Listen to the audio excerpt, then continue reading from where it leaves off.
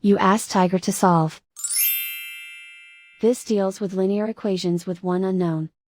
The final result is x equals -4. Let's solve it step by step. Group all constants on the right side of the equation. Add 1/2 to both sides.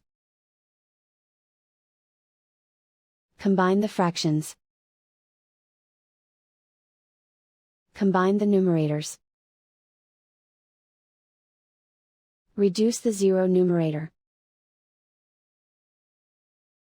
Simplify the arithmetic. Combine the fractions.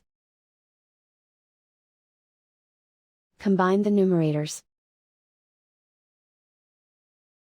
Find the greatest common factor of the numerator and denominator.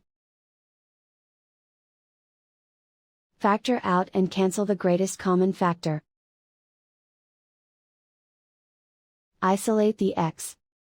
Divide both sides by -3. Cancel out the negatives. Simplify the fraction. Move the negative sign from the denominator to the numerator. Find the greatest common factor of the numerator and denominator. Factor out and cancel the greatest common factor. And so the final result is x equals -4.